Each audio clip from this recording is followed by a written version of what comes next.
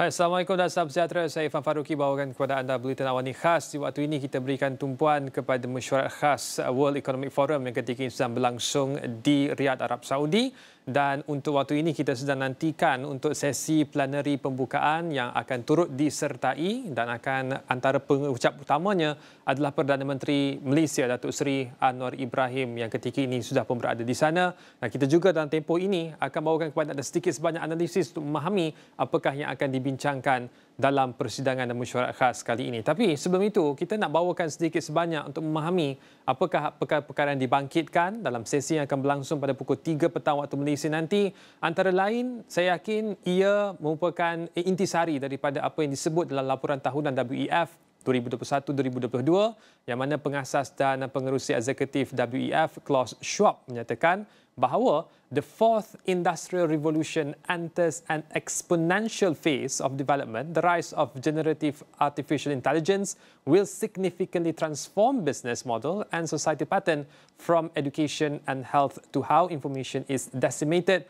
Other technologies such as quantum computing, synthetic biology and Web3 may be equally consequential. Dalam laporan yang sama juga, pengerusi ataupun pengasas WEF menyatakan bahawa polarization and a sense of uncertainty is rising across societies, driven by the COVID-19 pandemic, the reshaping of global supply chain, geopolitical crises, climate change, persistent inflation, and the corrosion of previous gains in development and standards of living. Leaders face the dual challenge of addressing the root causes while also dealing with the immediate effect of such a division and distress. So ada dua perkara di situ berkenaan dengan bukan sahaja cabaran ekonomi tetapi juga berkenaan dengan beberapa cabaran lain berkenaan dengan kecerdasan buatan AI dan juga peralihan tenaga. Dan untuk itu kita nak bawakan kepada anda sedikit sebanyak data di waktu ini untuk berikan sedikit kefahaman berkenaan apa yang berlaku di dunia.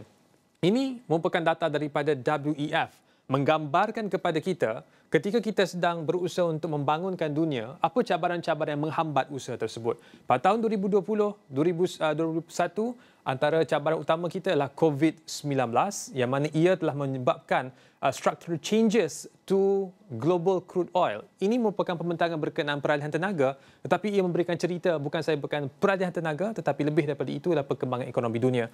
Pada tahun 2020, tumpuan pada COVID-19, pada tahun 2021 dilaporkan ada pelbagai cabaran dalam bentuk ekosistem dan juga peralihan iklim dan sebagainya, dan pada tahun 2022 kita berdepan dengan cabaran perang Ukraine-Rusia dan juga isu inflasi dan juga berkaitan dengan peralihan tenaga. Tahun ini kita berdepan dengan lebih banyak perang, lebih banyak konflik termasuklah di Palestin, Asia Barat dan juga di Iran. Dan seterusnya, melihat kepada cabaran-cabaran tersebut, bagaimana ia memberikan kesan kepada ekonomi. Dari sudut pertumbuhannya, ini data daripada International Monetary Fund, IMF. Menyatakan bahawa secara keseluruhannya, kalau kita lihat daripada tahun 1980 sehinggalah tahun 2024 dan jangkaan sehingga tahun 2025, secara keseluruhan, ekonomi dunia berada dalam keadaan yang baik. Bawah daripada 5% pertumbuhan setiap tahun, tapi seperti mana yang jelas pada tahun 1998 krisis currency, di waktu ini pada tahun 2008 juga kita berdepan dengan sedikit kelembapan ekonomi, dan pada tahun 2019-2020 COVID-19 kita dapat lihat dunia bergerak dalam keadaan julat yang sangat baik. Dan lebih baik dalam konteks Malaysia kerana ketika dunia jatuh pada tahun 1998 kita jatuh lebih teruk berbanding orang lain. Perhatikan garisan berwarna hijau ini. Tetapi selepas daripada itu, ketika dunia mula pulih, kita pulih lebih tinggi berbanding orang lain. Dan ini satu perkembangan yang menarik dalam konteks Malaysia. Dan trend ini berlanjutan untuk beberapa krisis kewangan berikutnya pada tahun 2008 dan juga pada tahun 2020 pasca daripada COVID-19. Yang mana setakat tahun 2023 dicatatkan Malaysia pertumbuhan berdasarkan bacaan daripada IMF 8.7%. Dan untuk kehadapan, Malaysia dianggarkan akan menghadapi ataupun berdepan dengan pertumbuhan yang lebih tinggi daripada purata pertumbuhan dunia berbanding dengan ekonomi maju di dunia. Itu dari sudut pertumbuhannya untuk kita memahami apa yang harus diberikan tumpuan. Dan beralih pula kepada berkenaan dengan peralihan tenaga, inilah indeks daripada WEF untuk tahun 2023. Skor secara keseluruhan yang tertinggi pastinya didominasi oleh negara-negara ekonomi termaju dengan purata skor diberikan oleh WEF sebanyak 65.2%. Manakala negara-negara Commonwealth 54.6 skornya tersebut, dan ekonomi membangun di Asia 53.4, manakala ekonomi di Eropah 57.7, dan di Timur Tengah 50.5, termasuk juga di Afrika dan juga Pakistan, manakala Sub-Sahara Afrika 49.2. Tetapi berikan tumpuan dalam konteks perbincangan kita di waktu ini untuk kita melihat secara puratanya hanya 50 negara daripada 120 negara yang dimasukkan dalam laporan ini mempunyai skor lebih tinggi daripada purata yang disasarkan, dan Malaysia berada di tangga yang agak baik sebenarnya berbanding dengan negara-negara lain, iaitu pada tangga ke-35. Ini merupakan antara negara Asia selepas daripada China, diikuti oleh Malaysia yang mempunyai perkembangan peralihan tenaga yang lebih baik berbanding dengan negara-negara lain. Dan berikutnya, AI, kecerdasan buatan. Ini adalah laporan Sizing the Price daripada PwC yang menganggarkan sekiranya AI itu digunakan dengan baik daripada 2017 sehinggalah tahun 2030, kita boleh saksikan bagaimana kesannya kepada ekonomi. Bukan sahaja kepada kualiti pekerjaan, produktiviti pekerja, personalization dan juga masa yang dapat dipastikan digunakan dengan cara yang paling baik. Dan kalau kita ambil angka yang paling ekstrim menjelang tahun 2030, PwC menganggarkan bahawa AI akan memberikan pulangan sekitar 14 trilion pound kepada GDP negara-negara yang menggunakan AI dengan sebaiknya. Dan laporan yang sama menunjukkan bahawa pastinya North America merupakan antara negara yang kehadapan menggunakan AI yang akhirnya menyumbang kepada ekonomi sehingga 3.7 trilion dolar Amerika. Tetapi kalau kita lihat dalam konteks yang lebih khusus kepada Malaysia, Indonesia, Singapura, Thailand, developed Asia termasuk juga terasing daripada China, kita hanya mendapat manfaat sekitar 0.9 trilion dolar Amerika dalam penggunaan AI dalam ekonomi kita. So itu sedikit sebanyak untuk kita memahami apa yang kita maksudkan dengan kupasan dan perbincangan di waktu ini, pembangunan dunia pada masa akan datang dalam konteks AI, peralihan tenaga dan sebagainya. Dan itu yang akan kita cuba untuk kupas sehinggalah kita nantikan ucapan daripada Yang Amat Berhormat Perdana Menteri Datuk Seri Anwar Ibrahim untuk plenary pembukaan di waktu ini. Tapi sebelum itu, kita bawakan sedikit sebanyak kupasan lebih lanjut berkenaan dengan hal yang kita cuba bangkitkan ini, dan kita bersama dengan tetamu di talian ketika ini Fitra Faisal Hastiadi, Pengasis Ekonomi. Terima kasih Fitra. Fitra, saya bentangkan sedikit sebanyak untuk memberikan gambaran berkenaan dengan pertumbuhan ekonomi dunia, penggunaan AI dalam ekonomi kita dan juga peralihan tenaga. Mungkin Fitra boleh berkongsi sedikit sebanyak perspektif khusus apa yang seharusnya ditumpukan dalam WEF kali ini, Fitra? Ya, kita melihat bahwa tema mengenai AI dan revolusi digital ini sudah dibawa semenjak tahun 2016 ya, World Economic Forum. Waktu itu Klaus Schwab menyampaikan bahwa ini adalah eranya the Fourth Industrial Revolution, dan merujuk pada beberapa temuan dari Richard Baldwin bahwa dunia itu sekarang semakin konvergen. Ada bukunya yang terkenal The Great Convergence. Artinya developing countries dan developed countries sekarang menjadi lebih konvergen dan menjadi lebih terkonsolidasi. Akan tetapi kita juga melihat bahwa ketika bicara mengenai AI dan digitally enabled industrial revolution, kita juga melihat ada peluang-peluang bahwa ada negara-negara yang tertinggal, left behind. Dan oleh karenanya kita juga harus melihat bahwa bagaimana AI ini mampu membawa negara-negara yang seharusnya terkonsolidasi itu memang betul-betul terkonsolidasi. Sehingga pertumbuhan ekonomi yang kita harapkan dengan bantuan digital tadi itu menjadi lebih inklusif. Ini yang menjadi pokok catatan dari pertemuan spesial World Economic Forum kali ini. Bagaimana kita menggunakan AI, bagaimana AI itu bermanfaat ya untuk mempercepat pertumbuhan ekonomi tanpa kemudian menghadirkan hal-hal yang negatif. Seperti misalnya ketika teknologi itu semakin berperan, maka tentunya penggunaan labor itu seharusnya semakin berkurang. Nah, ini yang kemudian menjadi ketakutan terutama dari negara-negara berkembang, yang mana negara-negara berkembang ini kebanyakan labor intensif. Nah, kita yang berlimpah sumber daya manusia, ketika teknologi itu semakin berperan, semakin dikdaya menjadi frontier dari economic growth, bagaimana labor itu kemudian bisa relevan. Nah, itulah yang kemudian menjadi tantangan, terutama bagi negara-negara berkembang. Bahwa digitally enabled industrial revolution itu sebagaimana saya sampaikan sebelumnya, ini bisa mempercepat konvergensi antar negara. Dan inilah yang kemudian diharapkan. Apalagi sebagaimana yang tadi Irfan sampaikan, kita mengalami disrupsi beberapa kali, kita mengalami wave, baik itu positif maupun negatif.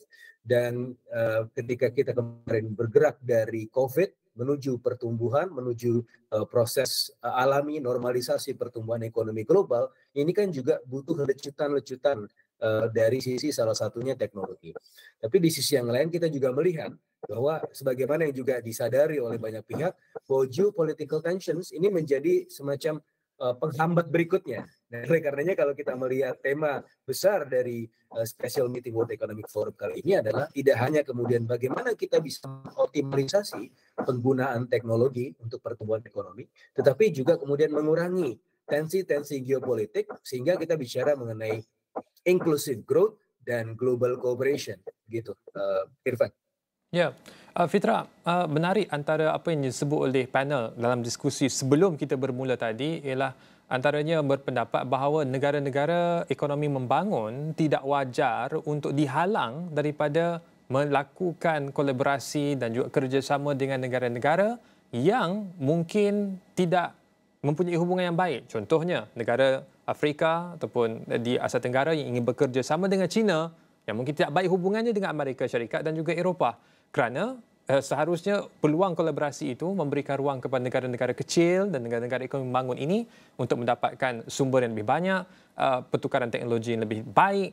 Tetapi ia dihambat sekali lagi oleh sedikit isu geopolitik. Dalam hal itu, bagaimana Fitra melihat peluangnya ada tapi tidak seharusnya dihalang hanya kerana perbezaan pandangan politik, Fitra? Ya, betul sekali, Irfan. Karena kita melihat sekarang adalah eranya friendshoring. Bagaimana China, Rusia mengkutuk bersama-sama, juga terbaru kita melihat Iran, kita juga melihat bagaimana Amerika Serikat, Eropa, dan juga bahkan Israel mengkutuk di sisi yang lain. Jadi ada dua kutub yang berbeda, ada friendshoring. Sehingga seharusnya kolaborasi yang diharapkan ya, untuk adanya konsolidasi dunia, konvergensi dunia ini kemudian tidak terjadi. Nah, untungnya ketika kita bicara mengenai ASEAN, ASEAN ini bisa menjadi semacam titik temu, common ground. Bagaimana Dato' Anwar Ibrahim di situ peranannya sebagai wakil dari Asia Tenggara dalam hal ini juga merupakan semacam titik temu yang paling utama. Karena ASEAN ini kan dia tidak kemudian ke kiri dan tidak ke kanan. Kita tidak memihak. Karena katanya satu musuh terlalu banyak, 1000 teman terlalu sedikit. Nah, ini yang kemudian kita lihat ke depan bagaimana Malaysia, Indonesia, ASEAN secara umum itu bisa menjadi titik temu yang paling utama untuk negara-negara ini. Sehingga titik konsolidasi paling utama di arah tensi geopolitik yang seperti ini adalah ya di ASEAN. Ini yang kemudian menjadi, saya rasa menjadi semacam penghela nafas kita ya, penghela nafas global. Bagaimana kita bisa menghilangkan disrupsi, menghilangkan constraint dan hambatan dengan cara bertemu bersama-sama. Karena kita tidak memiliki agenda lain selain agenda ekonomi. Itu adalah agenda yang seharusnya kita kedepankan. Baik. Saya itu juga saya ingin bertanyakan berkenaan dengan peralihan tenaga. Adakah masalah atau cabaran yang dihadapi oleh negara-negara yang ketinggalan seperti mana Fitra nyatakan di awal tadi adalah isu berkenaan dengan supply chain ataupun berkenaan dengan teknologi, perkongsian teknologi, ataupun ada isu lain sebenarnya, Fitra, di situ? Ya, sebenarnya titik utama dari semua itu, entah itu teknologi maupun supply chain, adalah kita harus bersepakat bahwa kita akan bekerja sama. Nah, oleh karenanya itu yang paling penting, negosiasi, kerjasama yang sifatnya non-ideological itu menjadi penghubung kita bersama-sama. Nah, seringkali hal-hal yang seharusnya bisa kita lakukan, seperti misalnya tadi, partisipasi dalam global production network, partisipasi dalam penggunaan teknologi dan optimalisasi teknologi, itu terhambat salah satunya karena era friendshoring ini. Negara-negara besar melihat bahwa, oh Anda adalah lawan kami, maka kita tidak akan bekerja sama, padahal potensi yang besar sekali. Ini yang menjadi hambatan. Dan oleh karenanya ASEAN sebagai neutral zone, sebagaimana yang saya sampaikan tadi, itu memiliki peranan yang sangat penting. Sebagai contoh, bagaimana kemudian kita, ASEAN, bisa menyatukan Jepang, China, Korea Selatan, New Zealand, Australia bersama-sama, meskipun India belum masuk, itu dalam konteks RCEP.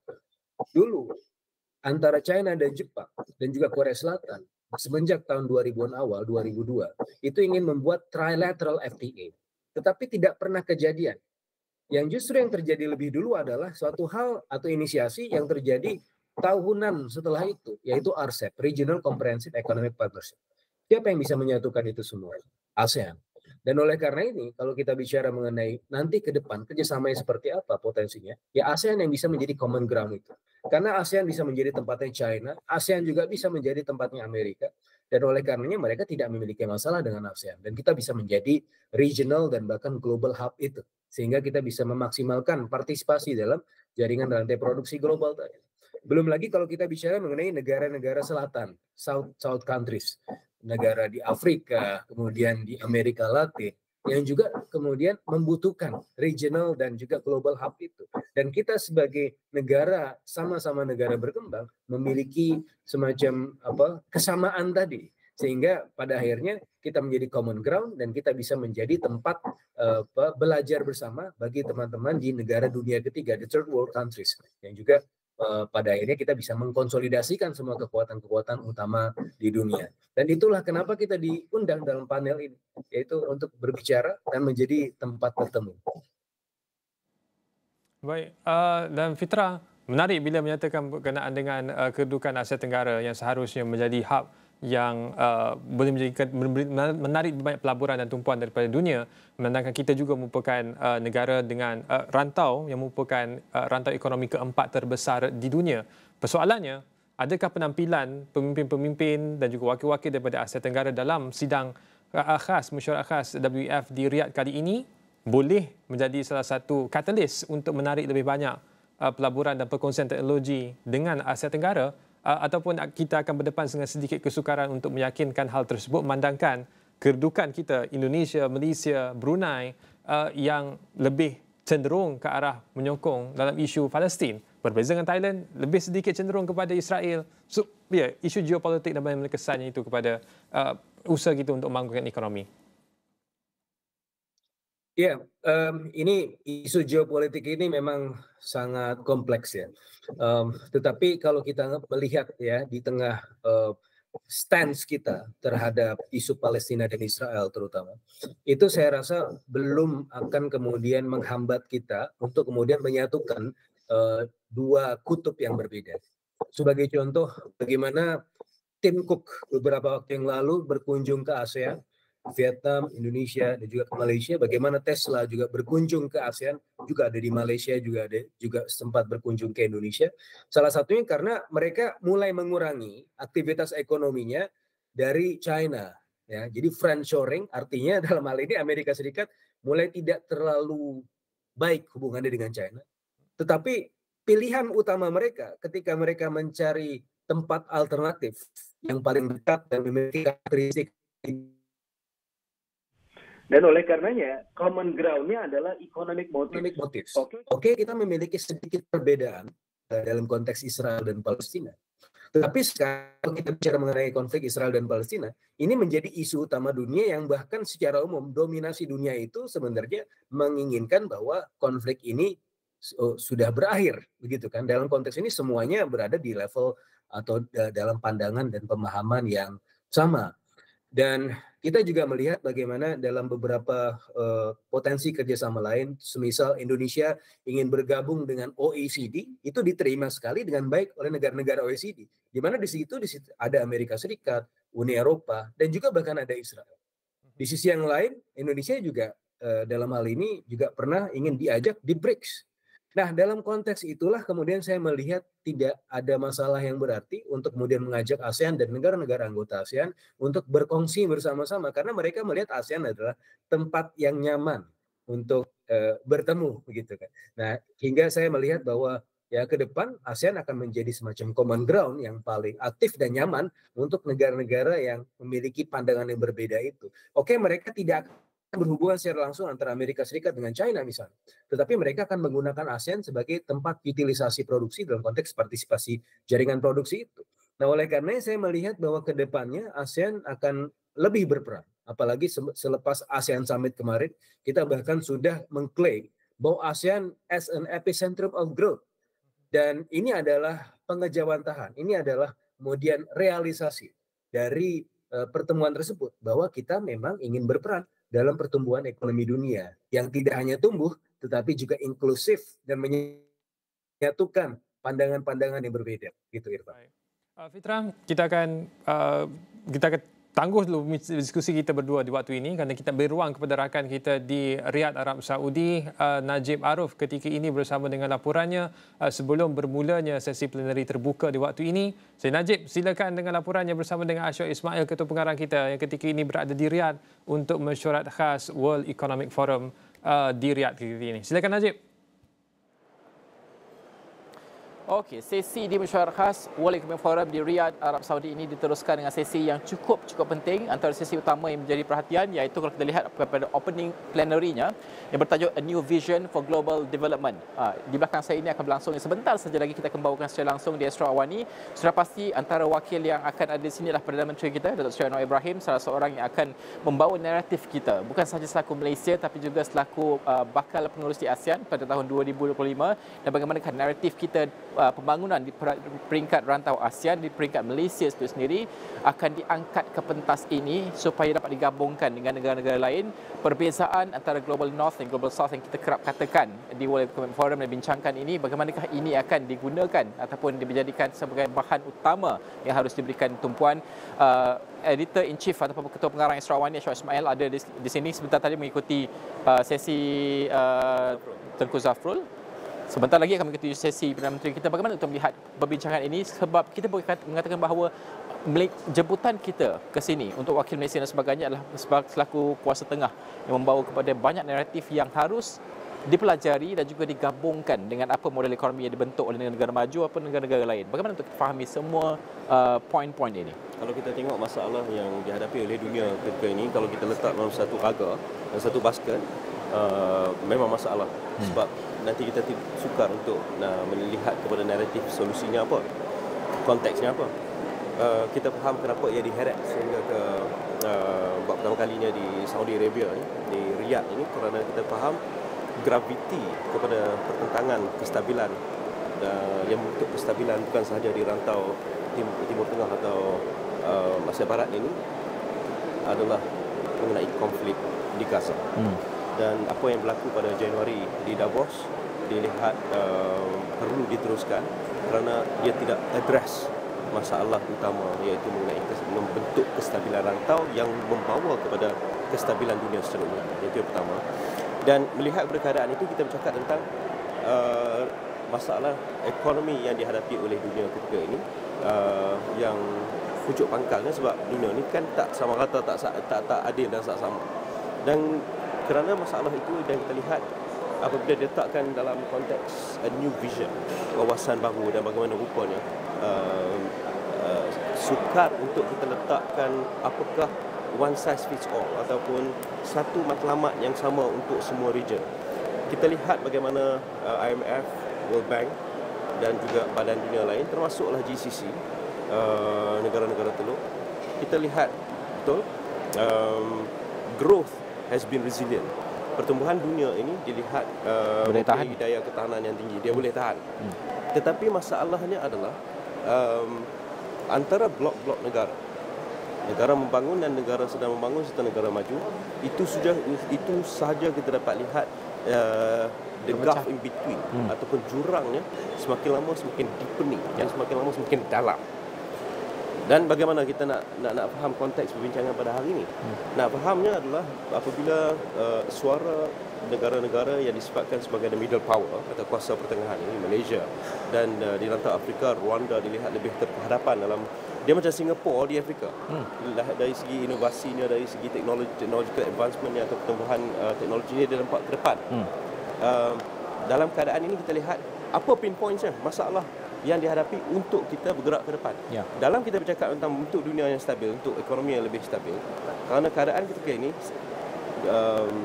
ekonomi Amerika baik sahaja, negara-negara blok lain akan menerima kesannya. Ya, betul.